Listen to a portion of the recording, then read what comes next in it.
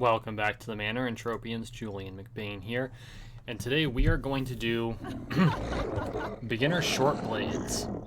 So I've done long blades, I've done pistols, I've done power fists, and now it's time for short blades.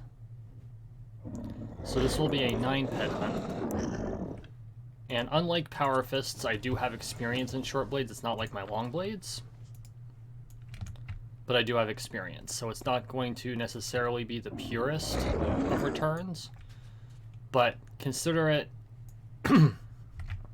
as you get better, this is what your returns are going to look like.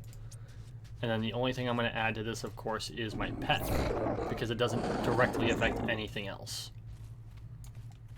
So let's get started and see what happens.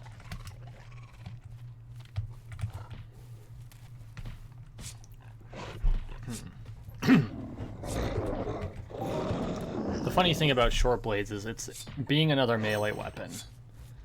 It shares a lot of the same features of a long blade. I think the overall DPS is very, very similar, because while you don't have the sheer raw power in any individual attack, the speed of the attack is much faster, and that's why you saw so much damage coming out of the power fist, because it was so incredibly fast. You just like tear through this, like boom, boom, boom.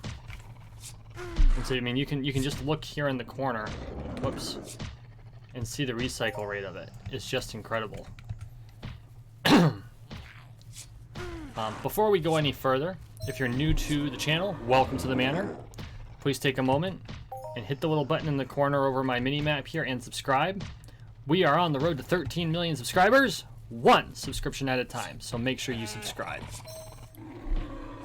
Okay, so this is the type of hunt you would expect to do early on.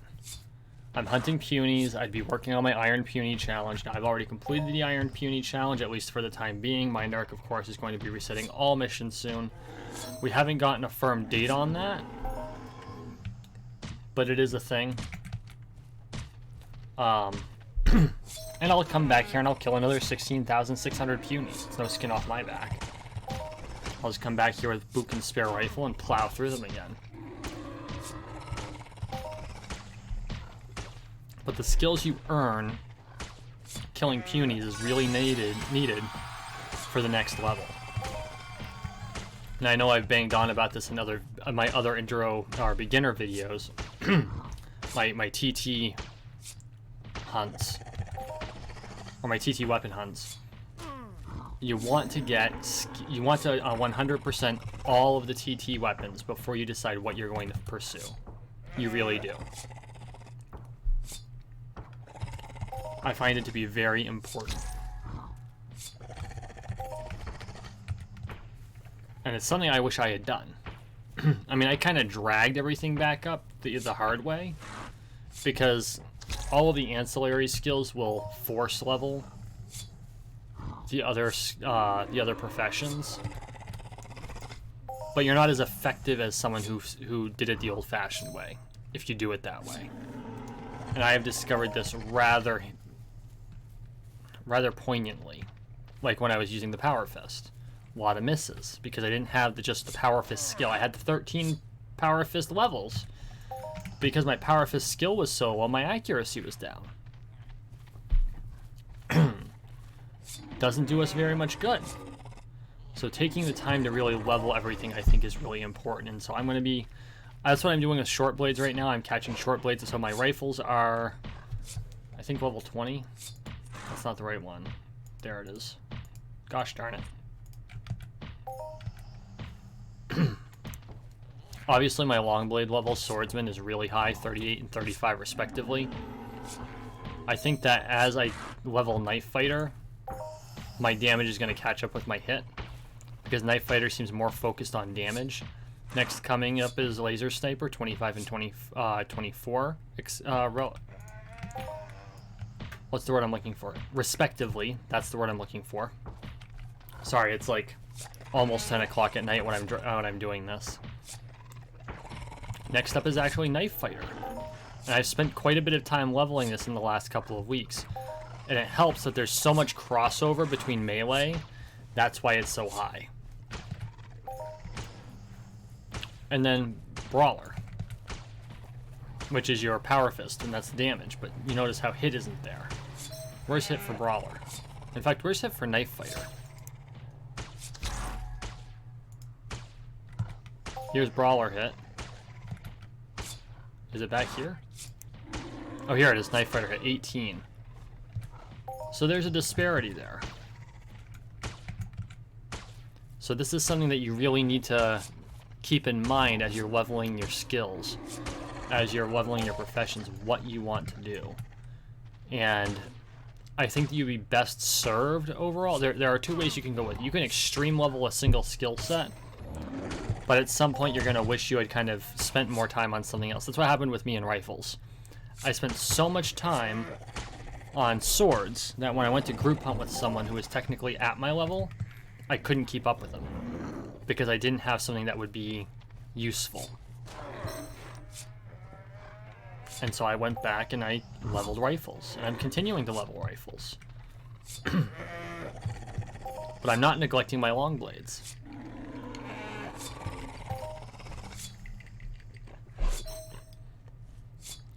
And part of it's because I have become so good at using long blades, I am fairly efficient at it. I know what to hunt.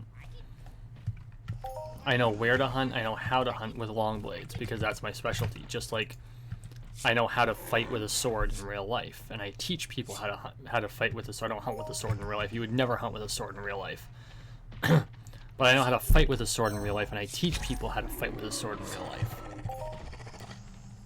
Because I have taken years to hone that craft, and now am I the best fencer out there? Hell no. I've been doing it damn near 7 years, and I'm what they would consider an intermediate.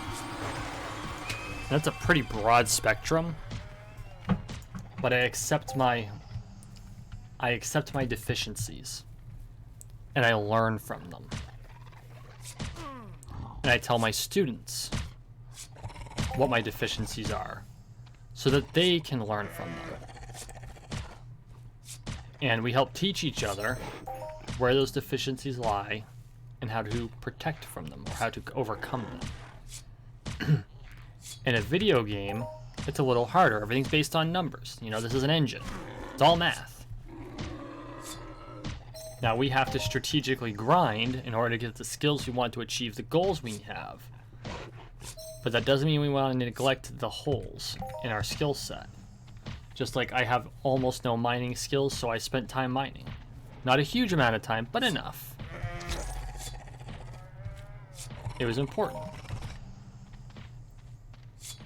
And thus, I was able to level a little bit. And I'll keep working on it. My crafting is the same way. I desperately want to be able to craft. But the amount of PED, the amount of time, I don't have it right now, so I work on it. Little by little. To fill those gaps. And that works anywhere. That works in a game like Entropia Universe. That works in real life. These are all things you kind of want to keep in perspective. You should know what's important.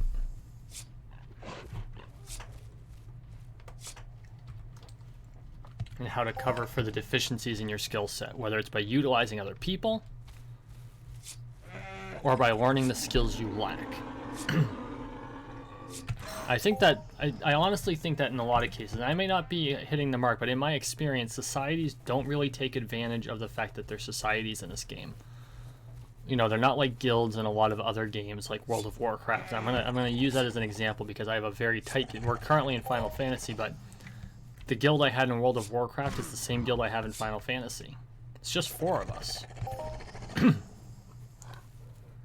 But we are tight-knit, we understand each other's skill sets, we understand the deficiencies of each person, and we cover for them. We overcome them. We utilize each other's skill sets to achieve the objective.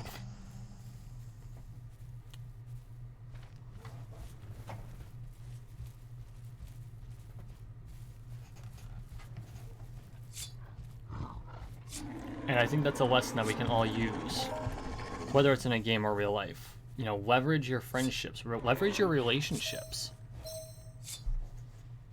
to learn the things you need to learn, or to figure out, find the skill set you need to succeed. This wasn't really where I planned on going with this particular video, but I've been listening to a lot of Dan Pena. I strongly recommend you visit his website and listen to his lectures. All his stuff is on there for free. Like, he doesn't make any money off of it, off of his website. He doesn't sell anything. He's one of the most successful. He's a freaking billionaire. He lives in a castle in Scotland.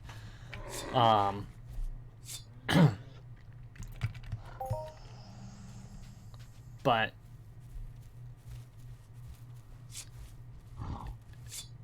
doing this tonight after listening to his lectures, it really kind of impressed upon me the importance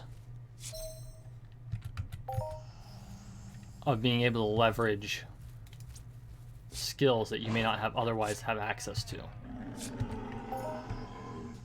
Food for thought, if nothing else.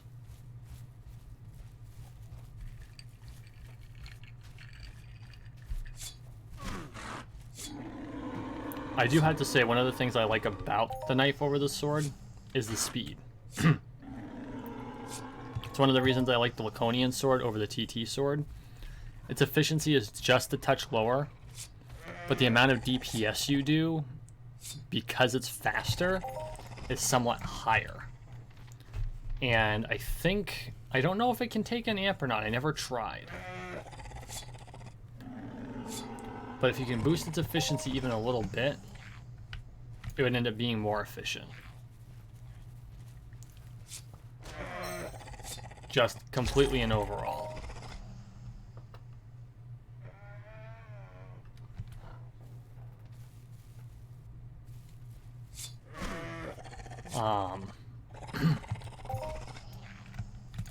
So I will say I do enjoy Shortblades for that reason. That, and part of my training curriculum is I teach my student to knife fight. At almost every practice there's a round of knife fighting. Because in my style, because we do historical fencing, you're allowed to use your other hand. You often have an offhand weapon. My style is pretty much almost entirely predicated on having a dagger in your offhand. And for those who aren't familiar with this martial arts style, so you have your main hand, which is where your sword is. Right-handed, left-handed, doesn't matter. And even if you're fighting opposites, your sword hand is always considered it's your sword hand and your offhand. So my style, the style I practice, I'm not the one who invented it.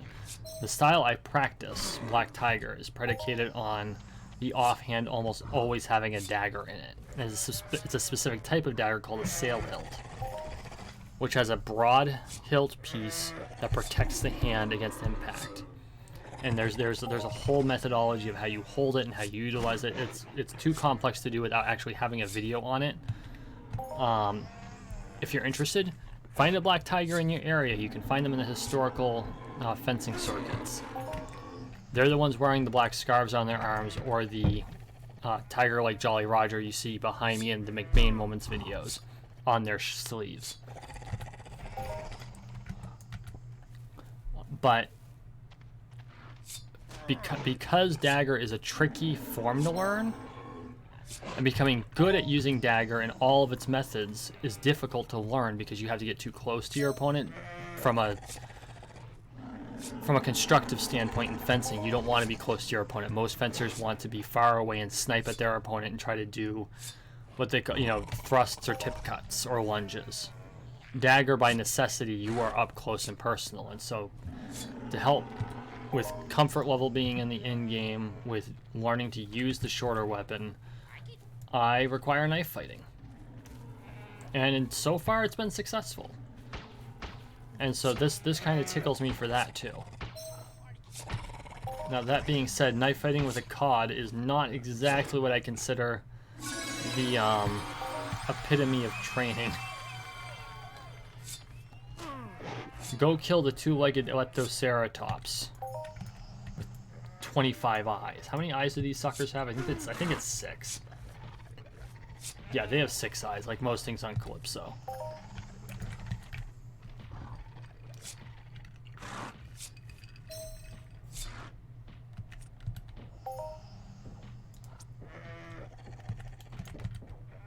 Don't think we're gonna come out on top this time. Not too bad though.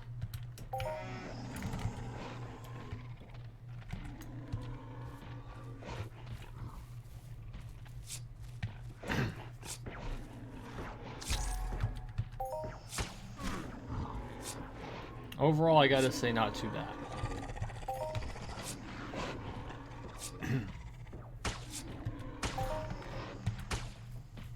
The one thing about killing punies is often you can kill a lot of them in short order.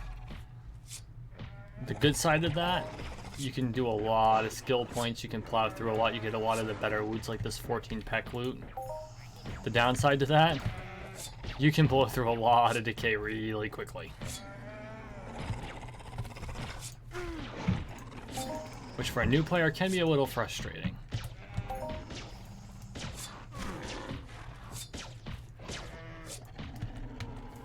More often than not, I see players out here, they're using Rubios or Azuros. Not the most efficient, but they use so little ammo that you can hunt for hours, and it's almost more worth it to do it that way, where you're losing just a touch more, just to be able to have the extra time playing.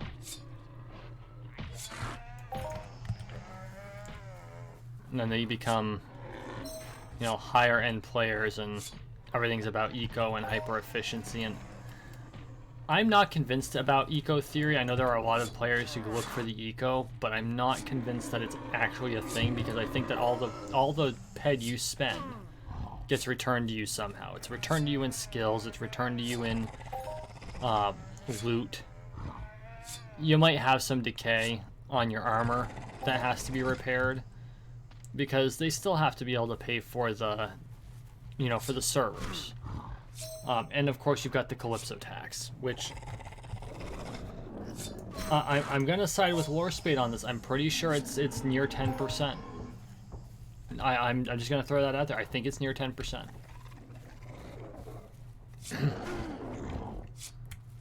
Now we make up for a lot of it in various ways.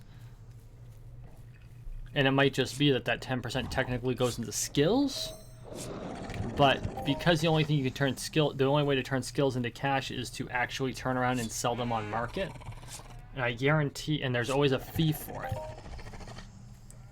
That's how Mindark makes its money, and we never should be concerned about the fact that Mindark makes money off us, because they're the ones who are providing the servers, the developers. They're making sure bugs don't happen. They're making sure that the world exists. They've got bills to pay.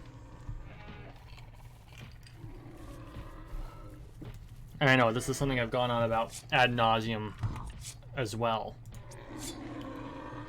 But I hear so many complaints so frequently about, oh, Mindark doesn't give us the loot we need and blah, blah, blah, blah. You know what?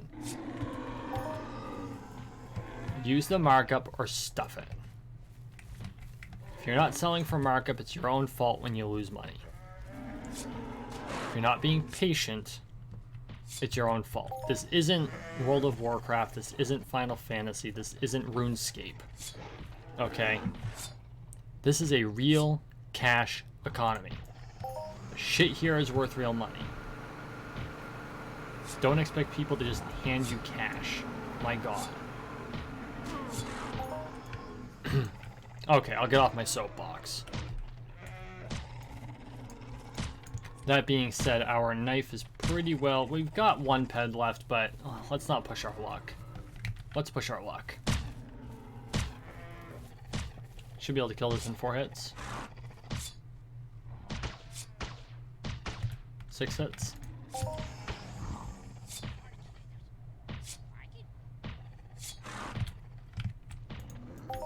I would appreciate it if you'd at least give me the loot before you try to run off. Okay, now we're in the yellow. We're below 10%. I always want to use at least 90% of the decay on a weapon. For a weapon that I actually have to like pay markup on, fuck it. I'll run that thing dry. Even if I have to switch weapons 3 times in a particular fight.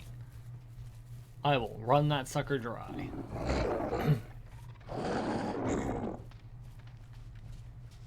So let's see how we're doing.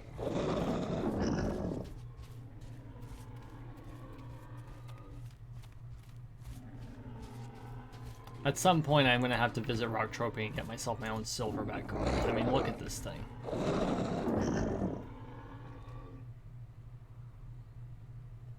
Although, the way its fur looks... Oh no, those are gray hairs. Okay, from a distance, it looks like the eggs that are on top by the back of a bear in friggin' World of Warcraft. If you're Horde and you're in Ashenvale? Ashenvale, is that it? No. The Hillsbrad Foothills. That's it.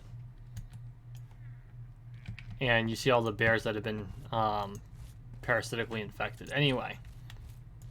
Let's unequip the knife and drop it in. 81 pack. Okay, what did we get in loot? So 818 back at a 9 pet. Really nothing to complain about. I think overall, if you include the skills, I think I probably made a profit off this, judging by all the... I made about 4 skill points. Yeah, I would say that we're probably breaking even. We're doing pretty good. So... You know, go out there, do a Shortblades hunt, tell me how you did. Thank you for watching. Thank you for listening. Please like, share, and subscribe down below. We are on the road to 13 million subscribers, one subscription at a time. So make sure you subscribe. Also, make sure you visit my website, mcbainmanor.com, for articles. And visit my sponsor, Critical Links. Links are in the description. Guys, I really appreciate all the support. You all have a wonderful night.